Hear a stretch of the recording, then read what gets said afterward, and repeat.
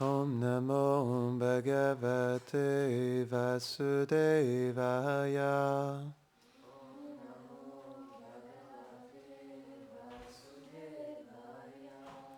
Om Namo Bhagavate Vasudevaya.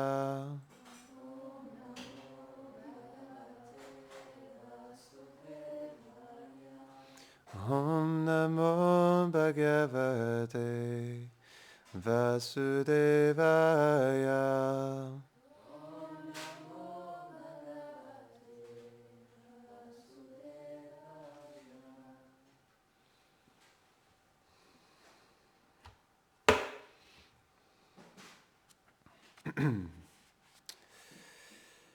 Bahunam Janmanam Ante Gyanavan Mam Prapadyate Vasudeva Sarvamiti Samahatma Sudurlabha Bahunam Janmanam Ante Gyanavan Mam Prapadyate Vasudeva Sarvam Iti Samahatma Sudurlabha Bahunam Janmanam Ante Gyanavan Mam Prapadyate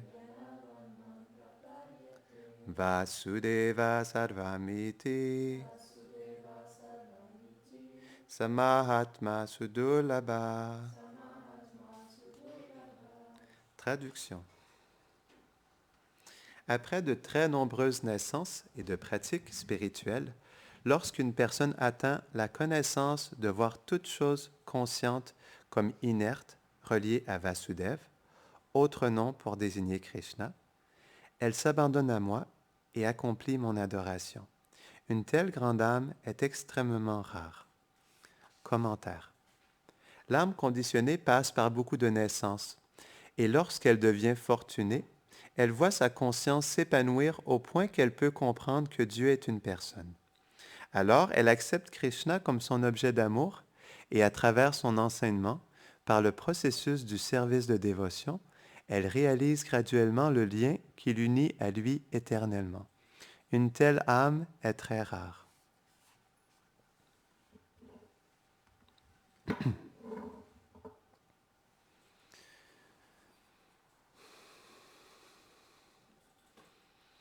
Om Gyanatimidandasya Gyananjadasharakaya Chakshurunmiritam Jena Tasmai Shri Gurave Namaha Shri Chaitanya Manobishtam Stapitam Jena Bhutade Swayam Rupa Kadamayam Dadati Svapadantikam He Krishna Karuna Sindho Dinabandho Jagatpate Gopesha Gopika Kanta Radha Kanta Namostute Taptat Kanchana Gaurangi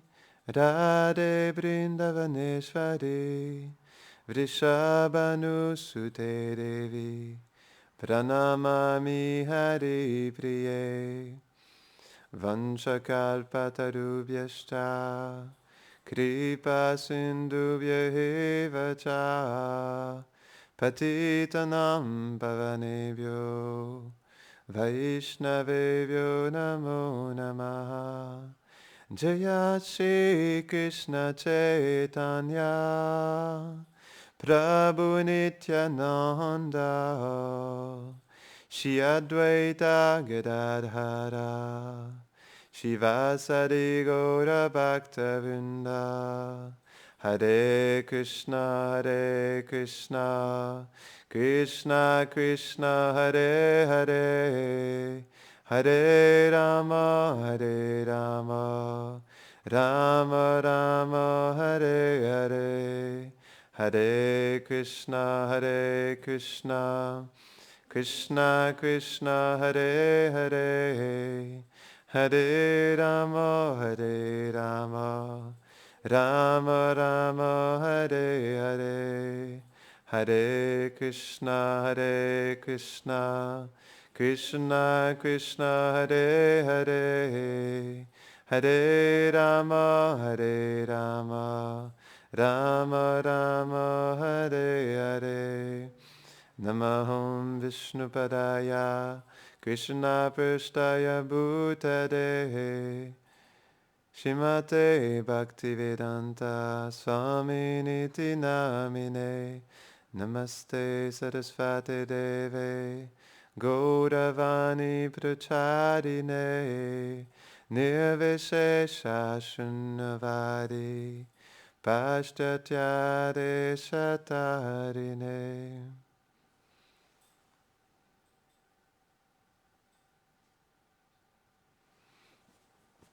OK. Donc, c'est un très beau verset de la Bhagavad Gita. Donc, Krishna, il explique à Arjuna qu'après plusieurs milliers de naissances, une personne commence à la découvrir. Et il y a un autre verset aussi, je crois que c'est dans le Srimad Bhagavatam, c'est expliqué que sur des millions de personnes, une personne cherche la vérité absolue. Sur des millions de personnes qui cherchent la vérité absolue, une personne cherche Narayan, Vishnu, et sur des millions de personnes qui cherchent Vishnu, une personne cherche Krishna. Donc c'est pourquoi les personnes qui cherchent Krishna dans ce monde sont extrêmement rares. Pourquoi? C'est une bonne question. Il faut comprendre la nature de l'âme. Donc, les acharyas, les grands maîtres spirituels dans notre lignée, Vaishnav, ils expliquent que à la base, l'âme vient de ce qu'on appelle le Shantarasa. Shantarasa, on pourrait dire, c'est une disposition envers soi-même et envers la vérité absolue, mais plus dans la neutralité, dans la passivité. Par exemple, Bhaktivinoda Thakur, qui est une personne vraiment spéciale dans notre lignée, donc il avait 11 enfants, il était le juge de la Cour suprême de l'Orissa, une province de l'Inde. Il était le président du temple de Jagannath Puri en Inde, le plus gros temple en Inde. Et il dormait 2 heures par nuit. Et il a écrit plus de 100 volumes. Et des centaines et des centaines de poèmes et de chansons. Et donc, Bhaktivinoda Thakur, il explique que dans le Jaiva Dharma, dans le Chaitanya Shikshamrita, dans le Dasamula Tattva, dans plusieurs de ses livres, il explique l'origine de l'âme. Et il explique que, basé sur les anciens textes sacrés de l'Inde, il y a plusieurs Puranas, plusieurs anciens textes de l'Inde qui expliquent l'origine de l'âme. Et c'est expliqué qu'à la base, l'âme vient de cette région entre les deux mondes, entre le monde matériel et le monde spirituel. Et elle est dans cette région, mais dans une forme plus, on pourrait dire, dans une disposition plus endormie, dans un profond sommeil. On appelle samadhi, non? Donc à la base, avant de venir dans le monde matériel, l'âme avait l'expérience du samadhi. Le samadhi, elle était comme dans on pourrait dire, comme dans un rêve, mais vraiment dans une profonde félicité. Pas consciente de son identité, mais tout simplement, elle était dans une expérience d'intense félicité, non? Comme si on était dans un sommeil profond, mais empli de félicité. Et donc, c'est expliqué que dans cette région, comme c'est un endroit qui est entre les deux réalités, entre la réalité matérielle et entre la réalité transcendantale, c'est un endroit qui parfois a l'expérience du spirituel et parfois l'expérience du matériel. C'est comme, par exemple, si on regarde la berge de l'océan, non? On pourrait dire que ce n'est pas exactement l'océan, mais ce n'est pas exactement la terre non plus, non? Il y a à la fois l'eau et il y a à la fois le sable de la plage, non? Donc, les deux expériences sont là. On pourrait dire qu'ils sont même aussi à la fois mélangés, non? Donc, c'est expliqué que comme c'est un endroit qui entre les deux réalités, parfois il y a des impressions du monde transcendantal qui viennent dans cette région, et parfois il y a des impressions du monde matériel. Certaines âmes qui reçoivent les impressions spirituelles sont attirées par la dimension transcendantale et se dirigent vers cette réalité. Et certaines âmes, qui sont nous, avons reçu ces impressions du monde matériel et nous avons été attirés par cette réalité matérielle et nous sommes venus ici dans ce monde matériel temporaire. Donc, selon les anciens textes Vaishnav, c'est pourquoi nous sommes ici aujourd'hui. Et donc, comme à la base, l'âme, elle vient de la neutralité. Donc, j'expliquais tout à l'heure qu'elle est comme dans un sommeil endormi. Elle n'est pas consciente de sa réalité éternelle, de son identité réelle. Et donc, à cause de ça, lorsqu'elle vient ici, elle ne cherche pas naturellement une relation personnelle avec Dieu, parce qu'elle ne se connaît même pas elle-même. Comment peut-on chercher une relation, ou comment peut-on vouloir percevoir le divin en tant que personne si nous ne comprenons même pas que nous sommes, nous, une personne, non? Donc, c'est pourquoi, à la base, comme l'explique Krishna dans la Bhagavad Gita, après plusieurs vies, après plusieurs pratiques spirituelles, une personne commence à me découvrir. Parce qu'il réalise qu'il est une personne et que moi aussi, je suis une personne. Donc, avant, ce n'est pas possible. Ça prend le développement de notre conscience spirituelle et aussi l'éveil de notre réalité, de notre identité éternelle pour comprendre Krishna. Parce que sur le chemin vers Krishna, on se découvre soi-même. Non? Donc, c'est pourquoi il y a plusieurs religions, il y a plusieurs pratiques spirituelles. Parce que les gens, à la base, approchent Dieu à travers la neutralité. C'est pourquoi même on pourrait dire dans ce qu'on appelle les religions abrahamiques, la plupart des grandes religions dans le monde approchent Dieu, mais d'une manière impersonnelle aussi. Certains l'appellent notre Père, non? Mais même avec le Père, il n'y a pas nécessairement une notion très intime et personnelle. On approche quand même Dieu, mais avec peur, avec révérence. Et cette distance ne nous permet pas non plus de connaître la réelle personne de Dieu. Donc, c'est pourquoi ça prend du temps et c'est pourquoi il y a plusieurs pratiques, pour permettre aux êtres de graduellement éveiller leur conscience pour qu'ils soient en mesure de pouvoir accepter Dieu comme une personne. Mais comme on expliquait, comment est-ce possible d'accepter Dieu comme une personne si on ne se connaît même pas soi-même? C'est pourquoi, pour découvrir Krishna, la personne suprême, ça nécessite une découverte de soi-même. Et donc, on doit aller à l'intérieur de nous et à travers la pratique spirituelle, on doit chercher cette identité que nous sommes réellement. Et à travers ça, naturellement, il y aura une foi naturelle qui va se manifester dans notre cœur envers Krishna parce qu'on va réaliser que si je suis une personne à part entière et si je cherche l'amour, alors pourquoi ne pourrais-je pas trouver cet amour infini dans cette personne qui est la personne originelle? Non? Parce qu'on cherche tous l'amour.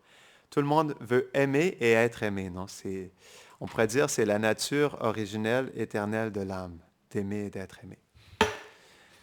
Donc, c'est un verset qui est très intéressant parce qu'il nous montre que pour pouvoir développer une relation personnelle avec Krishna, on doit passer de la neutralité, de la passivité à l'activité, du côté passif au côté actif. Parce qu'il y a seulement dans un espace actif qu'on pourra développer notre relation avec Krishna. Parce que de toute façon, l'âme, elle est toujours active. Krishna, il explique ça dans le 3e chapitre de la Bhagavad Gita, verset 5. Il dit que l'âme ne pourra jamais arrêter d'agir un instant, parce qu'elle est une personne. Et comme elle doit agir, elle va toujours chercher à faire des choses dans ce monde. C'est pourquoi je me rappelle, j'avais rencontré une personne un jour. C'était un monsieur qui avait passé 20 ans en Inde avec les plus grands sages, avec des grands maîtres spirituels dans la lignée Mayavadi. C'est une tradition où ils cherchent à se fondre dans l'existence du divin, en disant qu'ils sont eux-mêmes Dieu. Et donc, il m'expliquait que ça ne servait à rien. Je me rappelle, j'avais eu une discussion avec lui, et il me disait que ça ne servait à rien d'avoir des activités dans ce monde, que c'était inutile parce que, en réalité, tout ce monde, il était complètement faux et que nous étions tous Dieu et nous avions juste à méditer sur nous-mêmes. Et donc, je l'ai rencontré 6 mois plus tard et donc, je lui ai dit, « que fais-tu en ce moment? » Il m'a dit, « écoute, j'ai acheté un billet d'avion et je vais passer 9 mois en Asie du Sud-Est et je vais faire le tour de l'Asie du Sud-Est. » Et je lui ai dit, mais si tu es Dieu et si tu as juste à méditer sur toi-même, alors pourquoi vas-tu voyager en Asie du Sud-Est? C'est complètement inutile. Si tu es Dieu, pourquoi vas-tu voyager avec ce corps en Asie du Sud-Est? Et là, il a fait, il ne savait pas trop quoi dire. Parce que le point, c'est que, premièrement, on n'est pas Dieu. Et si on était Dieu, on ne serait pas autant dans l'illusion. Et si Dieu serait cette personne, pourquoi Dieu serait dans l'illusion? C'est pas possible. Dieu ne peut pas être couvert par l'illusion. Krishna a dit lui-même dans le même chapitre, verset 14, il dit en fait, cette énergie divine qui est mienne, cette énergie matérielle, elle est très difficile à surpasser. Elle est mienne. Mais celui qui s'abandonne à moi peut facilement passer au-dessus de cette énergie. Donc, si Krishna est le maître de son énergie, comment est-ce qu'il peut être illusionné par son énergie lui-même? Donc, c'est pourquoi cette philosophie Mayavadi, elle ne fait aucun sens. Parce que l'âme, ou plutôt Dieu, ne peut pas être recouvert par son énergie. Il est le maître de son énergie, non? Parce qu'il est le créateur de tout en réalité. Mais l'âme conditionnée, elle est recouverte par l'énergie matérielle. Parce qu'elle est ce qu'on appelle Tatastha Shakti, elle est marginale. Elle est infiniment petite. Et parce qu'elle est petite, elle peut facilement être recouverte par l'énergie illusoire, non? Mais pas le Seigneur suprême, non? Donc, je voulais en revenir à ce point de la neutralité. Pour pouvoir justement passer au côté positif, il faut chercher l'aspect actif dans notre vie. C'est pourquoi Krishna explique dans la Bhagavad Gita, dans le 3e et le 5e chapitre, l'action dans l'inaction et l'inaction dans l'action. Parce que Arjuna, après avoir entendu le chapitre 2, les enseignements de Krishna, parce que dans le chapitre 2, Krishna il fait un résumé de toute la Bhagavad Gita, et donc Krishna lui dit que tu n'as pas besoin d'agir, tu dois te détacher. Et là, Arjuna, il est un peu confus, il lui dit, mais là, donc tu me demandes d'arrêter d'agir, et ensuite tu me demandes d'agir pour moi, pour toi. Donc je suis un peu confus, qu'est-ce que je dois faire? Et donc c'est là où Krishna lui montre l'action dans l'inaction et l'inaction dans l'action. Il lui explique dans le 3e chapitre, verset 9, que, je vais vous le lire, c'est un beau verset. Il lui dit, ô fils de Kunti, toutes les actions autres que celles offertes de manière désintéressée au Seigneur Vishnu sont la cause de l'esclavage en ce monde. Libère-toi donc de tout désir pour te réjouir des fruits de tes actes et agis comme il se doit pour son unique satisfaction. Donc on voit que il demande à tous les êtres de venir dans ce monde, mais d'agir comme avec une intention de sacrifice envers lui. Parce que toute action qui est faite sans sacrifice à Vishnu engendre le karma, non? Parce que c'est la nature de ce monde. Et donc, Krishna lui dit que tu peux agir, mais tu agis en conscience de moi. Tu fais les choses pour moi, pour ma satisfaction, et en faisant les choses d'une manière désintéressée, pour mon plaisir, alors tu seras libéré de l'esclavage matériel. Tu seras libéré de toutes les réactions karmiques, et là ensuite, tu pourras sortir de l'illusion matérielle. Donc, c'est pourquoi ce qui est intéressant, on voit qu'il y a plusieurs pratiques et chaque pratique est bonne parce qu'elles amènent graduellement on pourrait dire, à l'éveil de notre réalité éternelle. C'est pourquoi toutes les religions ont leur place, toutes les pratiques spirituelles ont leur place dans ce monde. Parce qu'elles ont tous, on pourrait dire, une qualité dans le sens où elles amènent les êtres de la neutralité, de la passivité, j'aime pas activité, mais au caractère actif de notre relation avec le divin. Non? Donc, c'est pourquoi, naturellement, les êtres s'éveillent. Et donc, quand ils réalisent qu'ils sont une personne et que Dieu est une personne, au lieu de se détacher de tout, ils souhaitent tout engager dans le service de Krishna. C'est là où il y a une différence avec le service de dévotion, avec le Prema Yoga, le yoga de l'amour divin, parce qu'on réalise qu'en réalité, ce n'est pas qu'on est obligé de se détacher de tout, parce qu'on comprend que tout vient de Krishna et que tout est une manifestation de sa personne, qu'il est la cause de toutes les causes. Et comme tout émane de lui, alors tout est par lui et pour lui. Et à cause de ça, on peut tout engager dans le service de Krishna. Ce qu'on appelle le Yukta Vairagya, c'est le meilleur détachement. Parce qu'au lieu de se détacher de tout, de renoncer, comme Arjuna voulait faire, parce qu'il voulait renoncer le champ de bataille, il voulait tout quitter pour aller méditer dans la forêt, et Krishna lui a dit, tu n'as pas besoin de faire ça. Tu as juste à faire les choses pour moi. Il dit, abandonne toute forme de religion et tout simplement abandonne-toi à moi. Je te délivrerai de toutes tes réactions karmiques. N'aie pas peur. Et c'est là où Krishna il lui promet que si tu t'abandonnes à moi, alors je purifierai toutes tes réactions karmiques et je t'aiderai à te libérer en fait de l'esclavage matériel. Donc c'est dans l'abandon à Krishna que justement on se libère parce que Ce qui est intéressant dans la voie du Prema Yoga, c'est qu'en réalité, on ne dépend plus de notre propre, on pourrait dire, de notre propre effort personnel. On dépend de la miséricorde de Krishna. Et c'est ça qui est spécial. Ça devient plutôt un abandon où on réalise qu'on est complètement dépendant de Krishna pour le progrès spirituel. Comme c'est lui qui est le maître de l'énergie matérielle, c'est lui qui nous met dans l'illusion et c'est lui qui nous en sort aussi. Il explique ça dans le 15e chapitre de la Gita. Il dit, je suis la source de la connaissance, de l'oubli et du souvenir, en fait. Donc, c'est lui qui nous met dans l'illusion, mais c'est aussi lui qui nous réveille et qui nous place dans notre réalité éternelle. Donc, tout vient de lui en réalité. C'est pourquoi, si on essaie de faire les choses tout simplement par notre propre gré, notre propre initiative, alors on ne pourra jamais atteindre la perfection de l'existence parce que l'âme en elle-même, comme elle est toute petite, elle est constamment influencée par l'énergie matérielle. Elle est enchaînée, on pourrait dire, par les trois modes de l'énergie matérielle, la passion, l'ignorance et la vertu. Et comme elle a un pantin dans les mains de l'énergie matérielle, il faut qu'elle devienne libérée en réalité. Et elle ne peut pas se libérer par elle-même. Il faut que ce soit une personne libérée qui puisse l'aider à se sortir en fait de cet esclavage. Non? Et donc, c'est pourquoi l'association avec un maître spirituel qualifié est essentielle parce que l'âme réalisée, elle, qui n'est pas influencée par l'énergie matérielle, elle nous aide à nous libérer de l'illusion. Comme elle voit la vérité, elle nous ouvre les yeux sur la vérité et elle nous place dans la vérité. Non? C'est pourquoi le maître spirituel, il est une figure importante dans notre vie, dans notre progrès spirituel.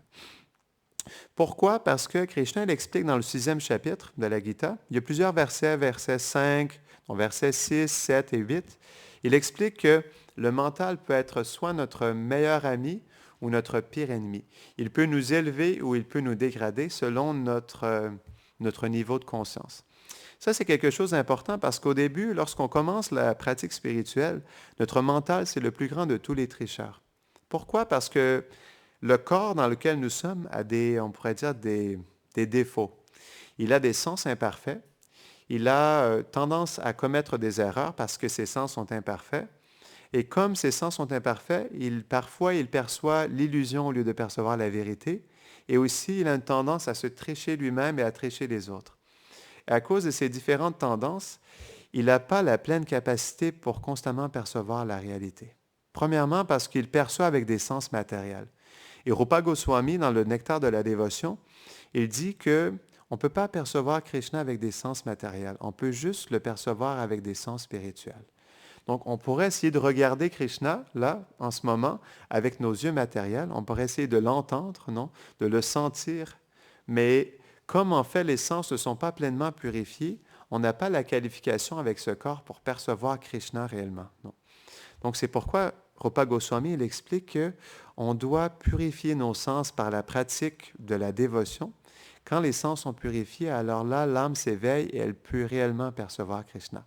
Mais avant ça, ce n'est pas possible parce qu'on perçoit et on expérimente et on analyse basé sur des perspectives matérielles. Et à cause de ça, on n'arrive pas à percevoir Krishna tel qu'il est, non? Même la réalité de ce monde, même nous-mêmes en réalité, comment est-ce qu'on se perçoit? Est-ce qu'on se perçoit avec son faux ego ou est-ce qu'on se perçoit avec notre vrai ego? Est-ce qu'on arrive réellement à se percevoir en réalité de toute façon? Si on pourrait réellement se percevoir, on pourrait savoir comment on s'appelle, quelle est notre forme, quelles sont nos qualités, quelle est notre famille, mais on n'arrive même pas à se percevoir soi-même en réalité, non? Donc, que dire de percevoir Krishna?